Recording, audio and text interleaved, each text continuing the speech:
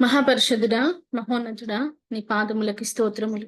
సర్వశక్తిమంతుడా, నీ బంగారు పాదములకి అనేక వేల కృతజ్ఞతాస్తుతులు స్తోత్రములు చెల్లిస్తా ఉంచున్నాను. యేసయ్యా, ప్రతిరోజు మిమ్మల్ని ఆరాధించుకోవడానికి మీరు మాకు అనుగ్రహించిన ఈ సమయాన్ని బట్టి మిమ్మల్ని స్తుతిస్తా ఉన్నాను. దేవా, నీ సన్నిధిలో ప్రభువా మాతో మానక ప్రతిరోజు మీ వాక్యము ద్వారా మాట్లాడుతూ నిర్జీవమైపోయిన మా ఆత్మలని నాయన ఉజ్జీవపరుస్తూ వస్తున్నా మీ ఉచితమైన కృపను బట్టి మిమ్మల్ని స్తుతిస్తా ఉన్నాను. నా తండ్రి, నీకు స్తోత్రాలు. ఇక్కడున్న ప్రతి ఒక్కరిని మీ హస్తాలకు అప్పచెప్తా ఉన్నాను దేవా. ప్రతి ఒక్కరిని ప్రభువా దేవా మీరు దర్శించండి. మీరే నాయన తండ్రి వారి ఆత్మలకి నాయన సమాధానపరచండి. ఎవరు ఏ వేదనలో ఉన్నారో, ఎవరు ఏ కష్టంలో ఉన్నారో, ఎవరు ఏ ప్రాబ్లంలో ఉన్నారో ప్రభువా నాకైతే తెలియదు, కానీ సర్వము నెరిగిన సర్వాధికారివి, సమస్తము నెరిగిన దేవుడవు తండ్రి. నీవే ప్రభువా వారందరికీ ప్రభువా మీ వాక్యము చేత జీవాన్ని దయచేసి యేసు క్రీస్తు వారి జీవములో నుంచి నాయన తండ్రి ప్రతి ఒక్కరూ ఆదరించబడ్డానికి మీ కృపను చూపించమని ప్రార్థిస్తున్నాను దేవా. మీ వాక్యమే నాయన మా జీవితములకి బలమైన దుర్గము. అటువంటి దుర్గము దగ్గర ప్రభువా మేము ఆశ్రయం పొందడానికి మాకు సహాయం చేయండి. మీ వాక్యం సెలవిస్తాము ప్రభువా, మాకు విరోధంగా రూపించబడ్డ ఏ ఆయుధము వర్ధిల్లదు అని. అవును తండ్రి, అపవాది యొక్క తంత్రములు, శత్రువు యొక్క తంత్రములు, మాకొచ్చే ప్రతి వ్యర్థమైన ఆలోచనలని ప్రభువా యేసుక్రీస్తు వారి వాక్యం అనే ఖడ్గం చేత ఎదిరించడానికి కావలసిన బలాన్ని, శక్తిని, మీ జీవాన్ని నాయన మాలోకి దేవా మీ వాక్యం చేత పంపిస్తూ మా ఆత్మలను ప్రభువా మీరు తాకుతూ, మీరు దర్శిస్తూ మమ్మల్ని అందరినీ కూడా నూతన జీవంతో నింపమని, ఇక్కడున్న వారందరినీ, వాక్యం వించిన వారందరినీ మీ హస్తాలకు అప్పచెప్తూ నా ప్రభు, నా రక్షకుడు, మీ ప్రియకుమారుడైన యేసుక్రీస్తు వారి పరిశుద్ధ నామములో ప్రార్థన అడిగి వేడుకుంటూ నేను అడిగిన ప్రతి మనవిని మీ నామములో నేను పొందుకొని ఉన్నానని నమ్ముచున్నాను తండ్రి. Amen, amen. Praise the Lord. Thank you Jesus. హల్లెలూయా.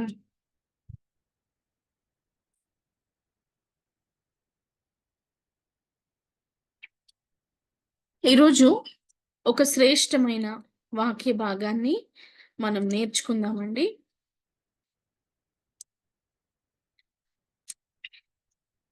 నేను చెప్పే ఈ ప్రతి వాక్యము నా మాటలు కాదు, ప్రభు వారి మాటలు. ఈ లోకంలో ఏ ఇద్దరు వ్యక్తులు కలిసినా ఇలా మాట్లాడుకోరు.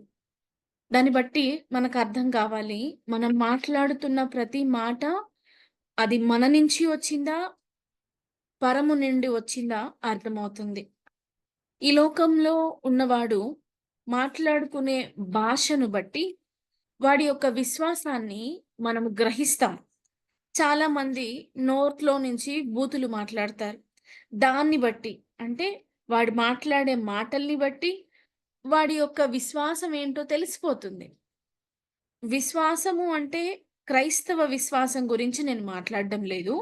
విశ్వాసం అంటే అర్థం ఏంటంటే మనం దేన్నైతే నమ్ముతున్నామో దాన్ని బట్టి మనకు అర్థమైపోతుంది.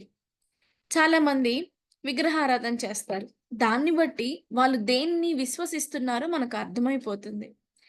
చాలా మంది సొంత వారిని కూడా ప్రేమించలేరు. దాన్ని బట్టి వారి విశ్వాసం ఏంటో అర్థమైపోతుంది. ఇక్కడ విశ్వాసం అనే పదాన్ని కామన్‌గా నేను వాడానిప్పుడు. ఈ విశ్వాసము అనేది ఎంత శ్రేష్టమైన అంశం అంటే, అది క్రైస్తవులకి సంబంధించింది కాదు. అన్నిట్లో విశ్వాసం ఉంటుంది. అన్నిట్లో ఉంటుంది. మనం రాత్రి పూట అలారం పెట్టుకొని పడుకుంటాం. పొద్దున్నే లేస్తామనే విశ్వాసం. ఏదైనా ఒక ఊరికి వెళ్ళాలంటే ఒక బస్ ఎక్కుతాం. చేరుకుంటాము అనే విశ్వాసం. అందుకే వెళ్ళేటప్పుడు బట్టలు పెట్టుకొని పోతాం. ఎందుకని?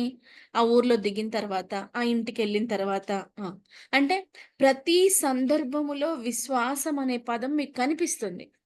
ఈరోజు నేను బయట విశ్వాసాల గురించి ఇప్పుడు మాట్లాడడం లేదు, కానీ క్రైస్తవ విశ్వాసము ఎటువంటిది? క్రైస్తవ విశ్వాసములో విశ్వాసం అనేది ఒక మెజర్‌మెంట్.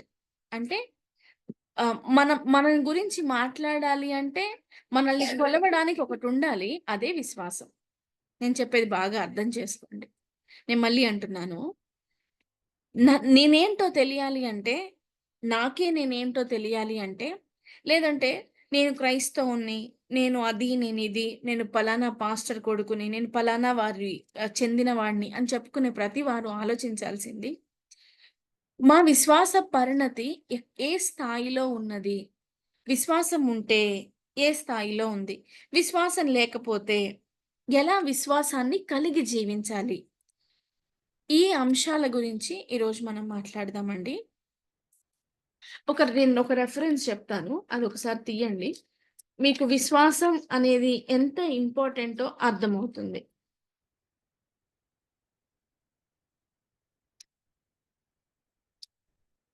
లూకా సువార్త అందరూ తీయండి. లూకా సువార్త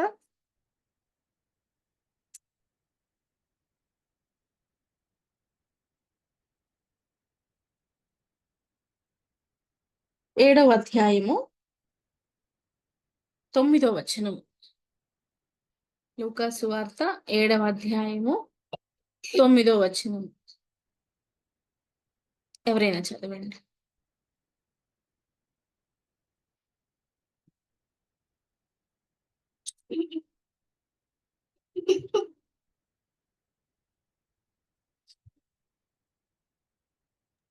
యేసు ఈ మాటలు విని అతని గూర్చి ఆశ్చర్యపడి తన వెంట వచ్చుచున్న జన సమూహం వైపు తిరిగి, ఇశ్రాయేలులోనైనను ఇంత గొప్ప విశ్వాసం నేను చూడలేదని మీతో చెప్పుచున్నాను నేను. హల్లెలూయా. ఇక్కడ ఒక పదం మనం వింటున్నాం. యేసుక్రీస్తు ప్రభువారు ఇంప్రెస్ అయిన ఒక వ్యక్తి దేన్ని బట్టి ప్రభువారు ఇంప్రెస్ అయ్యారు అంటే, దేన్ని బట్టి ప్రభువారు ఆయన గురించి సాక్ష్యం ఇస్తున్నాడు? ఆయనకున్న అధికారాన్ని బట్టి కాదు. ఎందుకంటే పై వచనంలోనే చెప్తుంది ఆయన స్టేటస్ ఏంటో. ఒకసారి పై వచనం చదవండి.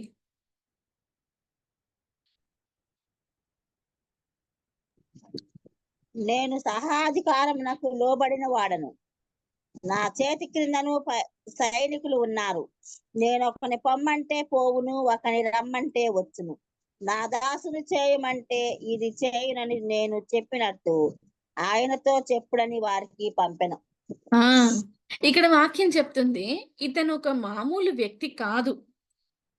వాక్యంలో చాలా ఖచ్చితంగా రాయబడి ఉంది, ఆయన చేతి కింద సైనికులు ఉన్నారు. ఇంకా మీరు కొంచెం పైకొస్తే అంటే 6వ వచనానికి వచ్చినప్పుడు శతాధిపతి అని మీకు కనిపిస్తుంది. శతాధిపతి అంటే అర్థం ఏంటంటే 100 మంది మీద ఈయన అధికారి.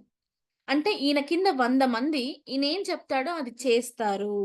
అంతమంది బలగం ఉన్న అతను, అంతమంది బలమైన సైన్యం ఉన్న అతను ప్రభు దగ్గరికి వచ్చి నిలబడ్డాడు. ఇక్కడ ఈయన యొక్క జీవిత విధానాన్ని గాని, లేకపోతే ఆయన పరిణతిని గాని, ఆయన గురించి మాట్లాడాల్సి వచ్చినప్పుడు యేసుక్రీస్తు ప్రభువారు ఈయన అధికారం గురించి మాట్లాడలా. ఈయన భక్తి గురించి మాట్లాడలా. ఈయన రోజుకి ఎన్నిసార్లు ప్రార్థిస్తాడు మాట్లాడలా. లేకపోతే ఈయన ఎన్నిసార్లు చర్చ్‌కెళ్లారు మాట్లాడలే. ఎంత చందా ఇస్తాడు అది కూడా లేదండి. ఈయన ఒక మంచి అధికారి. ఈయన చేతి కింద జనాలున్నారు. ఈయన ఎందుకు మంచి అనే సర్టిఫికేట్ నేను ఇప్పుడు ఇచ్చానంటే, ఈయన నేచర్ ఏంటో మీకు అర్థమవుతుంది. కొంచెం పైకొస్తే 3వ వచనం, 2వ వచనం చదవండి మీకు అర్థమవుతుంది. 2, 3. ఒక శతాధిపతి అయిన దాసుడొకడు రోగి అయి చావుకు సిద్ధమై ఉండెను. శతాధిపతి యేసును గూర్చి విని ఆయన వచ్చి తన దాసుని స్వస్థపరచవలెనని ఆయనను వేడుకొనుటకు యూదుల పెద్దలను ఆయన యొద్దకు పంపెను. హల్లెలూయా, ప్రైజ్ ది లార్డ్. ఇక్కడ వాక్యం చెప్తుంది, ఈయన ఒక శతాధిపతి అనే విషయం మనం చూసాం. శతాధిపతికి ఎన్ని అధికారాలు ఉంటాయో మీకు తెలియాలంటే పాత నిబంధన గ్రంథం చదవండి. మనం ఆల్రెడీ పాత నిబంధనే చదువుతున్నాం డైలీ పోర్షన్‌లో. మీరు రాజుల గ్రంథము లేకపోతే సమూయేలు ఇవి చదువుతున్నప్పుడు మీకు అర్థమవుతుంది. శతాధిపతి అంటే ఆయన కింద 100 మంది ఉంటారు. ఆయన ఏం చెప్తే అది చేస్తారు. కూర్చోమంటే కూర్చుంటారు, లెమ్మంటే లేస్తారు, వెళ్ళమంటే వెళ్తారు. అలాంటి ఒక అధికారి ఈయన అలాంటి ఒక స్టేటస్ ఇతంది. ఈయనకున్న మంచి లక్షణం ఏంటో తెలుసా? ఆయన దాసుల్లో ఒక దాసుడు. అంటే 100 మందిలో ఒకడు చనిపోవడానికి సిద్ధంగా ఉన్నాడు. మీరు అర్థం చేసుకోవాలి ఈ పరిస్థితిని. మీ ఇంట్లో ఎవరైనా పని వాళ్ళు ఉంటే, మీకు ఒకవేళ పని మనుషులుంటే, మీ పనామ జ్వరంతో రాట్లేదనుకోండి, మీ యొక్క కాన్సంట్రేషన్ ఎక్కడుంటదండి? ఎన్ని గిన్నెలు నేను తోమాలో, ఎప్పుడొచ్చిద్దో ఈవిడ అనే ఉంటది. అంటే మన మన యొక్క ఫోకస్ ఎవరికైనా బాలేదు అంటే మనకేం నష్టం జరుగుతుందో గుర్తొస్తది. నా మాట మీకు అర్థమైందా? బస్సు ఖరాబయింది అని తెలిసిందనుకోండి, మనకు వెంటనే మైండ్‌లో ఆలోచన ఏమొస్తది? నేనెట్లా వెళ్ళాలి అని ఆలోచనొస్తది. ఇది జనరల్‌గా వస్తది ఎవరికైనా. లేదు మేము మీలాగా ఆలోచించే కేటగిరీ గాదు. మేము శతాధిపతిలాగా మా గురించి ఆలోచించము. అవతల వారి గురించి ఆలోచిస్తాము అంటే యూ ఆర్ బ్లెస్సెడ్. మీరు దీవించబడ్డవాళ్ళు. మీరు ధన్యకరమైన వారు. వాక్యం చెప్తుంది, ఆయన దగ్గర ఉన్న 100 మందిలో ఒక్కడికే రోగం ఉంది. ఆ రోగంతో వాడు చావడానికి సిద్ధంగా ఉంటే, ఈ శతాధిపతి యేసుని గూర్చి విని ఏం చేశాడండి? శతాధిపతి ప్రభువుని గూర్చి విని, ఆయన వచ్చి తన దాసుని స్వస్థపరచవలెను అని ఆయనని వేడుకుంటున్నాడు. ఎవరి కొరకు? తన భార్య కొరకా? కాదు. తన బిడ్డల కొరకా? కాదు. పోనీ శతాధిపతి యొక్క రాజు కొరకా? కాదు. ఆ గవర్నర్ కొరకా? కాదు. ఎవరి కొరకు? ఆయన దాసుడు కొరకు. మంచివాడు కాదంటారా? నేను అనుకుంటున్నాను ఇక్కడున్న క్యారెక్టర్‌ని బట్టి, ఇక్కడున్న ప్రతి వచనాన్ని బట్టి నా దృష్టికి అర్థమైంది. ఇతనికి ఎంత మంచి మనసు ఉందో. జనరల్‌గా మన ఇంట్లో ఎవరికైనా బాలేకపోతే విలవిల్లాడతాం. శతాధిపతికి ఆ నేచర్ కాదు. తన దాసుడు రోగంతో ఉంటే అతను నిజంగా విలవిల్లాడిపోతున్నాడు. ప్రభువుని గురించి విన్నాడు. ప్రభు దగ్గరికి వెళ్ళాడు. ఆయన గురించి వేడుకుంటున్నాడు. He is pleasing బతిమలాడుతున్నాడు. మనం ఎలాంటి దుర్భరమైన జీవితాలంటే సొంత కొడుకుని ప్రేమించం. సొంత కొడుకు తప్పు చేస్తే శపించే శపించే తల్లిదండ్రులు లేరంటారా? బయటికొచ్చి చూడండి కనిపిస్తారు. సొంత కోడలు తప్పు చేస్తే గుండెకి హత్తుకునే అత్తగారి మనస్తత్వం మీలో ఉందా? ఇక్కడ శతాధిపతి దాసుడికి రోగం వస్తీ ఉంటే నాకేంటి అనుకోలేదండి.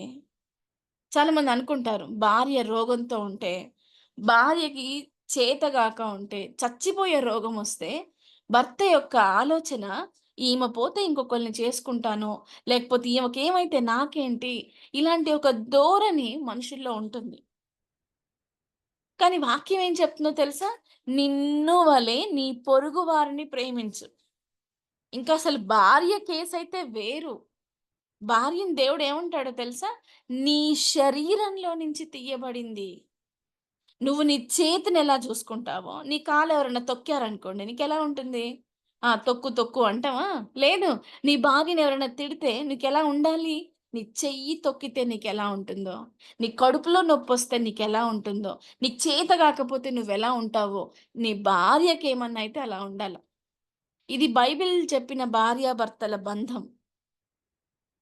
నేనిప్పుడు మాట్లాడుతున్నది భార్యాభర్తల గురించి కాదు. ఒక మనిషికి సాటి మనిషి పట్ల ఉండాల్సిన నేచర్ మాట్లాడుతున్నాను. కానీ దీనికి ఉల్టా పని చేస్తాం మనం. సొంత పిల్లల్ని ద్వేషించే వాళ్ళున్నారు. పిల్లలైతే తండ్రిని, తల్లిని ద్వేషించేవారున్నారు. భార్యలు భర్తల్ని అంటే ఒక మంచి హెల్తీ ఎన్వైర్న్‌మెంట్‌కి దూరంగా బ్రతుకుతారు చాలా వరకు. వీళ్ళని సరిచేయాలి అంటే ఎవరి గురించి వినాలి? యేసును గూర్చి వినాలి. నీ కుటుంబంలో మీ బంధాలు బాలేవంటే, మీ కుటుంబంలో మీ సంబంధాలు బాలేవంటే, మీరు ఎవరి గురించి వినాలి? ఏ ప్రోగ్రామ్ గురించో, లేకపోతే ఎక్కడైనా కౌన్సెలింగ్ ఇస్తారా? ఏ పోలీస్ స్టేషన్‌లో కౌన్సెలింగ్ ఇస్తారు? ఏ ఫ్యామిలీ కౌన్సెలింగ్ ఇస్తారు? వాళ్ళు మనుషులే. నా మాట మీకు అర్థమవుతుందా? మీరు సరి చేసుకోవాలి అంటే, మీ ఎదుట అద్దములాగా క్లియర్‌గా కనపడేది ఉండాల. ఆ అద్దములాగా క్లియర్ గా కనపడేది బైబిల్. యేసుక్రీస్తు ప్రభువారు. ఆయన్ని చూసినప్పుడే నేను ఎట్లా ఉండాలో అర్థమవుతుంది. శతాధిపతి దాసుడికి రోగం వస్తే శతాధిపతి నాకెందుకు అనుకోలేదు, వేరే దాసుడికి చెప్పి వెళ్ళి ట్రీట్మెంట్ ఇప్పియండి చెప్పలేదు. ఆయన తానే స్వయంగా వచ్చాడు. ఆయన తానే స్వయంగా వచ్చి ఎక్కడికి వెళ్ళాడు? ప్రభు దగ్గరికి వేడుకుంటున్నాడు. నా దాసుని బాగుపరచమడానికి ఆయన వేడుకుంటున్నాడు. Do you have this kind of heart? ఇంత మంచి హార్ట్ ఉంటే కూడా ఇక్కడ ప్రభువు వారు ఇచ్చిన సాక్ష్యము మిమ్మల్ని ఈరోజు నివ్వెరపోయేలా చేస్తుంది. ఈ నేచర్ మనలో చాలా మందికి లేదు. ఇంట్లో పనాళ్ళకి బాలేకపోతే, ఎవరికైనా బాలేకపోతే, లేదంటే అందరూ బాగుంటే మన యొక్క నేచర్ చాలా సెల్ఫిష్ ఉంటాం మనం. కాదు, సెల్ఫిష్ దేనికి సూచన తెలుసా? అతిశయానికి సూచన, గర్వముకు సూచన. మనం పాట పాడతాం కదా, దేవుడు గర్విష్ఠులని గద్దె దించుతాడు అని అంటాం. గర్వం అంటే మీ ముందు కాలు మీద కాలేసుకొని కూర్చుంటే కాదు గర్వం. గర్వం అంటే ఏంటో తెలుసా? దీనత్వానికి ఆపోజిట్, దీనత్వానికి వ్యతిరేక పదం. దీనత్వం అంటే ఏంటో తెలుసా? బైబిల్లో ఉన్నది ఉన్నట్టు పాటించే వాళ్ళని బైబిలు దీనులు అన్నది. అంటే దానికి ఉల్టా చేసే వాళ్ళంతా గర్విష్ఠులు, గద్దె దించుతాడు ఆయన. ఈరోజు చాలా మంది ఆరోగ్యం ఉందని విర్రవీగుతారు, పైసలు ఉన్నాయని చాలా పైన కూర్చుంటారు. కానీ దేవుడు సౌలునే దించాడండి కిందికి. సౌలుని దించాడు. నెబుకద్నెజర్ని అయితే జంతువులా మార్చేశాడు. తీయండి, చరిత్రలోకి వెళ్ళండి. బైబిల్లో ఉన్నవేవి కూడా నువ్వు నేను చెప్పుకోవడానికి రాయలా. చరిత్ర పుటాలలో లెక్కించారు. బైబిల్ని ఈరోజు నువ్వు నేను చదువుతున్నామంటే ఇది ఎన్ని పరీక్షల గుండా వెళ్ళిందో తెలుసా? ఎన్ని పరీక్షల గుండా వెళ్ళిందో. ఎంతమంది దీంట్లో తప్పుల కొరకు వెతికారు. వెతికి వెతికి అలసిపోయి తమ తప్పుల్ని బైబిల్ దగ్గర ఒప్పుకొని ప్రభువుని సొంత రక్షకుడిగా అంగీకరించారు. వాక్యం చెప్తుంది, ఈ శతాధిపతి ప్రభువుని గూర్చి విని ఆయన దగ్గరికి వెళ్ళి బ్రతిమలాడుకున్నాడు. ఇంత మంచి నేచర్ ఉన్న ఈ శతాధిపతిలో ఒక గొప్ప క్వాలిటీ చూశాడు దేవుడు. ఏమేం క్వాలిటీస్? అధికారి, ఆ క్వాలిటీ చూడలే ప్రభు. మంచి వ్యక్తి, ఆ క్వాలిటీ కూడా చూడలేదు ఆయన. ఏ క్వాలిటీకి ప్రభువు ఆకర్షితుడయ్యాడు? ఏ క్వాలిటీకి? ఇప్పుడు కిందికి రండి, మీకు అర్థమవుతుంది. ఏ క్వాలిటీ గురించి దేవుడు మాట్లాడాడు అంటే 9వ వచనంలో చదవండి. యేసు ఈ మాట విని అతని గూర్చి ఆశ్చర్యపడి తన వెంట వచ్చుచున్న జన సమూహము వైపు తిరిగి, ఇశ్రాయేలులోనైనను ఇంత గొప్ప విశ్వాసం నేను చూడలేదని మీతో చెప్పుచున్నాను. నేను విశ్వాసము, మంచితనం కనిపించింది అక్కడ. విశ్వాసం ఎలా కనిపిస్తుంది? ఆయన మంచితనము ఆయన యొక్క దాసుని గురించి బతిలాడడానికి వచ్చినప్పుడు తెలిసింది. విశ్వాసం ఎలా కనిపిస్తుంది? అసలు విశ్వాసం అంటే ఏంటో మనకు అర్థమైతే దాన్ని ఎలా మనం చూపించాలో అర్థమవుతుంది. ఒకసారి హెబ్రీలకు రాసిన పత్రికకి వెళ్దాం. హెబ్రీలకు రాసిన పత్రిక 11వ అధ్యాయం 1వ వచనం చదవండి.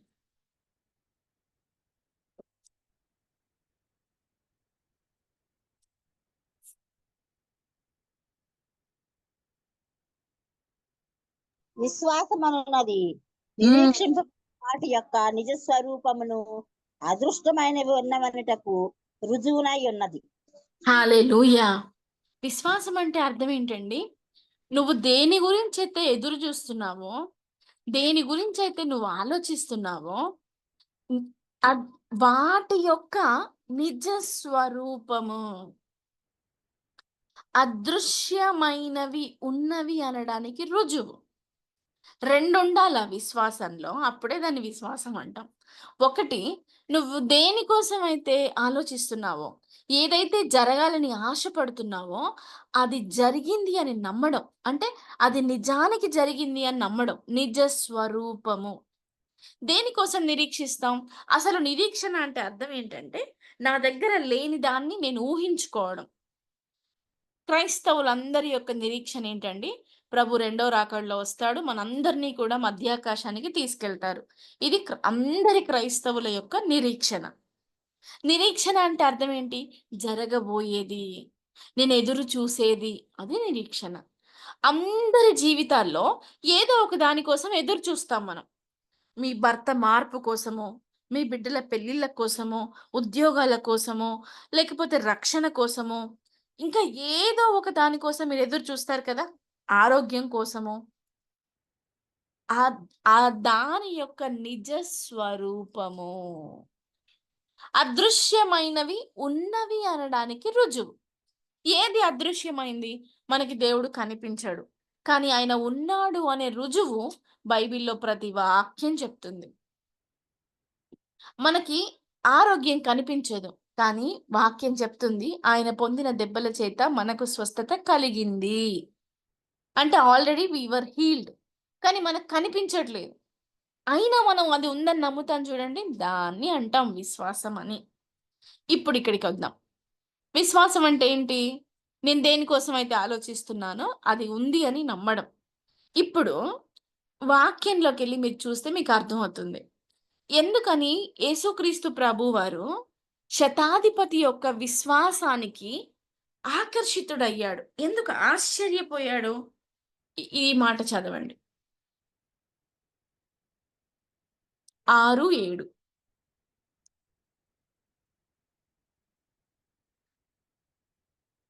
విశ్వాసము లేకుండా దేవునికి ఇష్టలైండుట అసాధ్యము. దేవుని యొద్దకు వచ్చేవాడు ఆయన ఉన్నాడనియు తాను వెతుకు వారికి ఫలము దయచేయవాడనియు నమ్మవలను కదా. హల్లెలూయా. అలాగే ఇది చదవండి అండి, మా లూకాసు వార్త 7వ అధ్యాయము 6-7 వచనాలు కూడా చదవండి.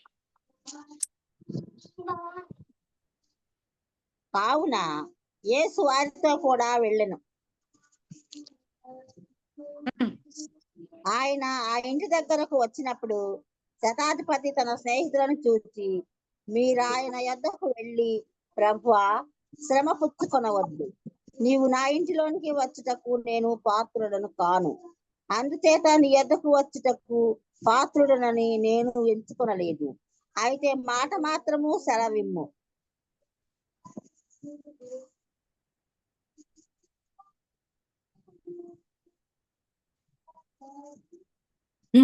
అప్పుడు నా దాసుడు స్వస్థపరచబడును.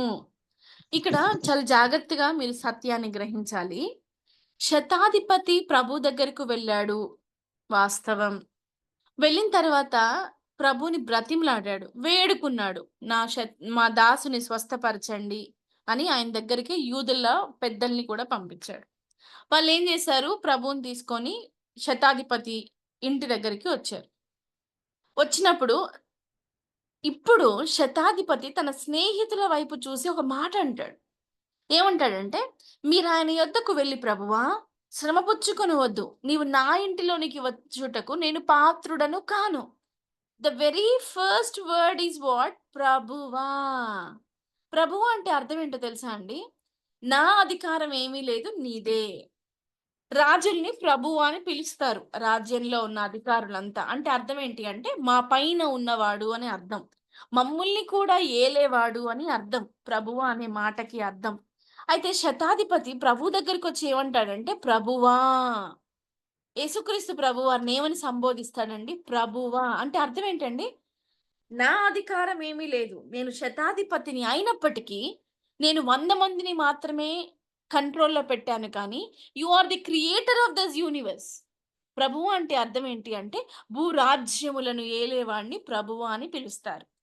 రాజుల పైన రాజుగా ఉన్నవాడిని ప్రభువా అని పిలుస్తారు. అయితే శతాధిపతి అన్నమాట ప్రభువా. He committed himself to God. మన మాటల్లోనే తెలిసిపోతుందండి మనం అవతల వారిని ఎలా అర్థం చేసుకుంటాము. చాలా మంది చాలా arrogant గా మాట్లాడతారు. నువ్వేంటి చెప్పేది, నీ మాట ఏంటి వినేది, నువ్వెంత, ఇలా మాట్లాడతారు. శతాధిపతి అధికారి అయ్యుండి కూడా ప్రభు గురించి సరిగ్గా తెలియక ముందే ఆయన గురించి విన్నదాన్ని పట్టుకొని ప్రభువుని ప్రభువుగా గుర్తించాడు. ఇది ఆయన చేసిన మొట్టమొదటి పని. రెండవది ఏం చేశాడంటే, శ్రమ పుచ్చుకొనవద్దు.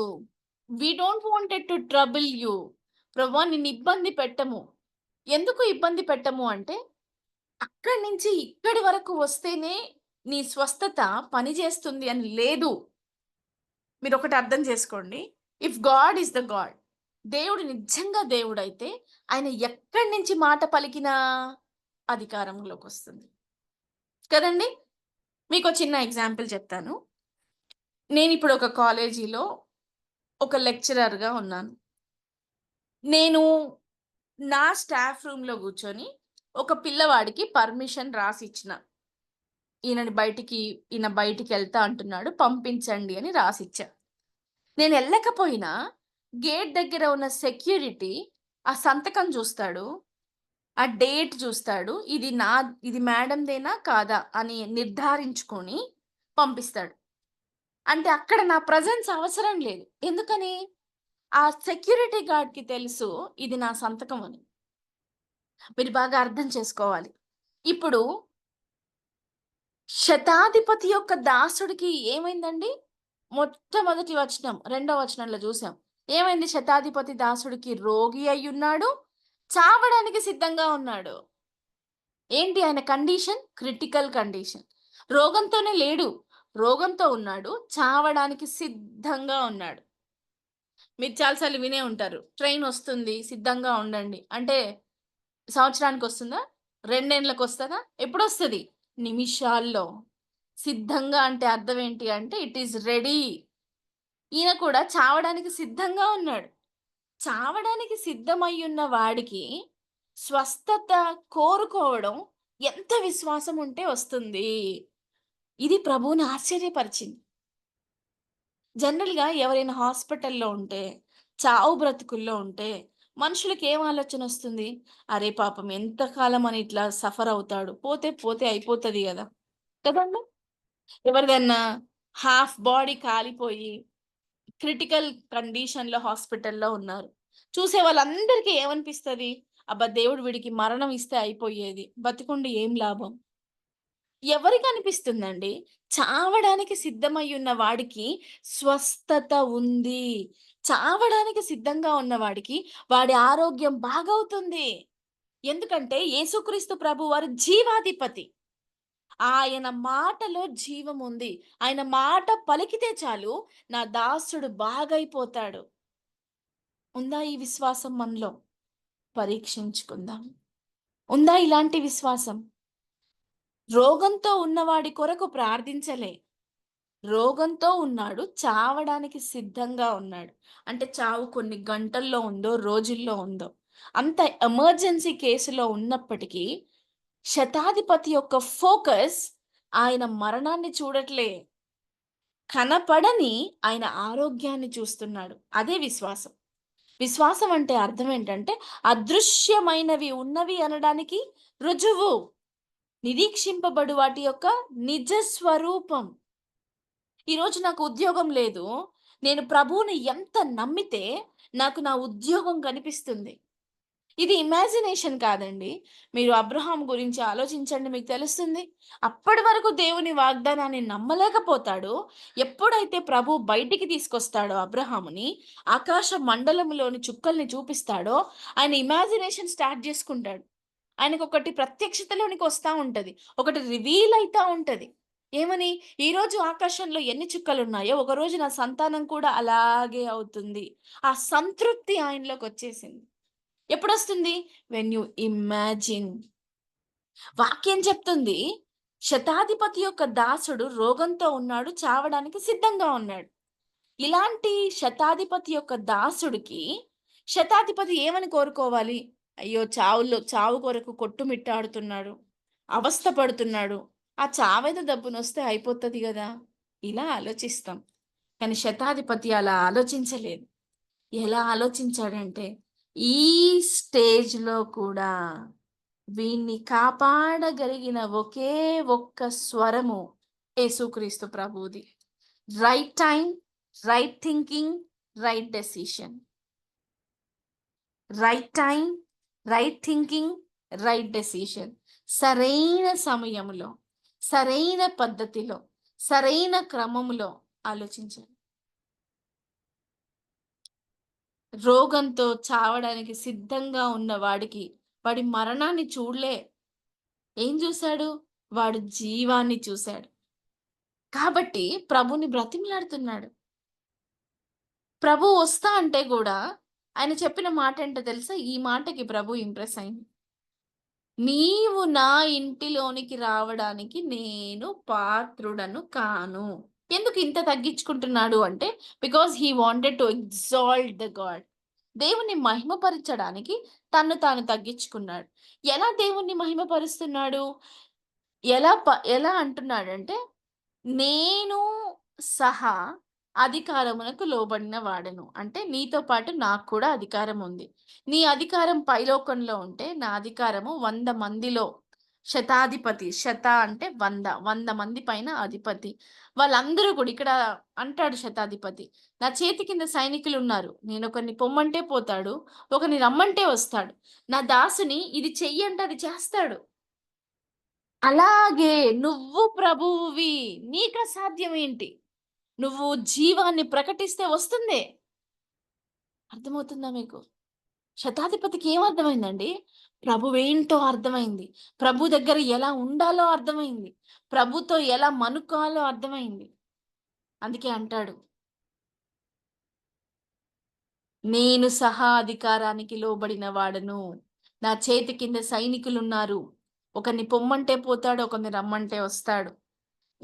నా మీద ఉన్న నా కింద ఉన్న 100 మందికే నేను ఇంత అధికారంతో ఉంటే, నువ్వు లోకానికి సృష్టికర్తవి, నువ్వు సర్వ సృష్టికర్తవి, సర్వాధికారివి, పరిశుద్ధాత్మ యొక్క దేవుని సుతునివి అని, నీకేదైనా సాధ్యమే అని నువ్వు మాట పలికితే చాలు, పని జరుగుతుంది అని నమ్ముతాడండి. చచ్చిపోయే స్థితిలో ఉన్న వ్యక్తి పైన ఆరోగ్యాన్ని చూస్తాడు. అది విశ్వాసం. అది విశ్వాసం. 3 విషయాలు ఎప్పటికీ మర్చిపోకండి: వాస్తవం, అబద్ధం, సత్యం. అపవాది చేయగలిగిన అత్యంత పెద్ద మోసం ఏంటో తెలుసా? నిజాన్ని అబద్ధంలా చూపించడం. ఆదాముకి హవ్వమ్మకి దేవుడు ఏం చెప్తాడండి? ఈ పండు తినొద్దు, తింటే చచ్చిపోతామని చెప్తాడు. ఇప్పుడు ఈ నిజాన్ని అపవాది ఎట్లా టంగ్ ట్విస్ట్ చేస్తుందో చూడండి. ఏముంటదండి? ఈ పండు తింటే నిజంగా చస్తారా? ఇది నిజమా అని అడుగుతుంది. అది అపవాది యొక్క ఆలోచన స్వభావం. ఇక్కడ వాక్యంలో కూడా నా చేతి కింద ఇంతమంది జనాలు ఉన్నారు. ఒకరు చెప్తే చేస్తారు, ఒకరు చెప్తే వింటారు. నువ్వు వాళ్ళ మీద అధికారివి, నువ్వు ఈ లోకాన్ని సృష్టించిన వాడవు అని చెప్తాడు. ఇక్కడ అబద్ధం అంటే అర్థం ఏంటంటే, నిజాన్ని అబద్ధంలాగా చిత్రీకరించితే దాన్ని ఏమంటామంటే అబద్ధం అంటాం. వాస్తవం అంటే అర్థం ఏంటంటే, నాకు ఏదైతే కనిపిస్తుందో దాన్ని వాస్తవం అంటాం. సో మనకు కనిపించే ప్రతి వాస్తవం మారుతుంది. ఇప్పుడు నా ఎదుట ల్యాప్టాప్ ఉంది. నా జీవితాంతం ఇట్లా ఉండదు, కొద్దిసేపు ఉంటుంది, పోతుంది. సో వాస్తవం అంటే అర్థం ఏంటి? నా కళ్ళకి కనిపిస్తుంది, అది ఎల్లకాలం ఉండదు. మనం రోగంతో ఈరోజు ఉండొచ్చు, లేకపోతే ఇంట్లో బాధలతో ఉండొచ్చు, అప్పుల్లో ఉండొచ్చు, కష్టంలో ఉండొచ్చు. మీ విశ్వాసాన్ని మీరు వాడండి. Apply your faith to conquer. దేవుని వాక్యంలో ఉన్న విజయాన్ని మన విజయంగా చేసుకోవడానికి మనకు కావాల్సింది ఏంటండి? విశ్వాసం. అందుకే ప్రభు అంటాడు, ఈ మాటలన్నీ విన్నాక, ఏది విన్నాక? ఆయన అధికారం ఏంటో ఈయనకు అర్థమైంది. యేసుక్రీస్తు ప్రభు వారి యొక్క అధికారం ఏంటో శతాధిపతికి అర్థమైన తరువాత అప్పుడు ప్రభు అంటాడు, యేసు ఈ మాటలు విని అతని గూర్చి ఆశ్చర్యపడ్డాడు. ప్రభుని ఆశ్చర్యపరిచిన విశ్వాసం. ప్రభు అంటే ఏంటో తెలిసిన కొన్ని గంటల్లోనే ఆయన ఏదైనా చేయగలుగుతాడు అని నమ్మి, మాట మాత్రం పలికితే చాలు నా దాసుడు స్వస్థపరచబడతాడు అనే ఒక గొప్ప విశ్వాసాన్ని ఆయన చాలా దృఢంగా అనుకున్నాడు. హల్లెలూయా. అప్పుడు ఇశ్రాయేలీలలో కూడా ఇలాంటి విశ్వాసం నేను చూడలేదని చెప్తారు. ఇమ్మీడియట్ గా అక్కడి నుంచి కొంతమంది వచ్చి ఆ దాసుడు స్వస్థుడై, అంటే ఏదైతే శతాధిపతి అడిగాడో అది ప్రభు దయచేశాడు. దేనివల్ల? ఏ పారామీటర్? ఇక్కడ శతాధిపతిని, ప్రభుని ఏది గెలిపించిందండి? విశ్వాసం. సో విశ్వాసం చాలా ఇంపార్టెంట్. దేంట్లో విశ్వాసం? అన్నిట్లో విశ్వాసం కూడా నేను అనుకోను అది మంచిది అని. కానీ వాక్యంలో విశ్వాసం చెక్కు చెదరనిది. ప్రభుతో నీ సహవాసం వాడబారనిది. ఆయన కృప అమితమైనది. అది అనుభవించాలి అంటే కేవలం విశ్వాసం కావాలి. విశ్వాసం ఉంటేనే దేవునికి ఇష్టులై ఉంటాము, లేకపోతే దేవునికి ఇష్టులై ఉండము. ఇక్కడున్న మనందరికీ, యూట్యూబ్ లో వాక్యం వింటున్న అందరికీ కూడా ప్రభు యొక్క కృపా సమాధానము నిత్యము తోడయుండును గాక. ఆమెన్. మహాపరిశుద్ధుడా అని పాదములకి స్తోత్రములు. దేవా, మా జీవితాల్లో విశ్వాసం ఎంత అవసరమో, ఎలాంటిదో ప్రభు ఈ రోజు మేము తెలుసుకోవడానికి మీ కృప చూపించినారు తండ్రి. మీకు వందనాలు. ఇక్కడ ఉన్న వారందరినీ కూడా మీ హస్తాలకు అప్పచెప్తా ఉన్నాను. ప్రతి ఒక్కరితో మీరే మాట్లాడి నడిపించి మీ కృపలో భద్రపరచమని యేసుక్రీస్తు వారి పరిశుద్ధ నామంలో ఈ ప్రార్థన అడిగి వేడుకుంటూ, నేను అడిగిన ప్రతి మనవిని మీ నామంలో నేను పొందుకొని ఉన్నానని నమ్ముచున్నాను తండ్రి. ఆమెన్. ఆమెన్.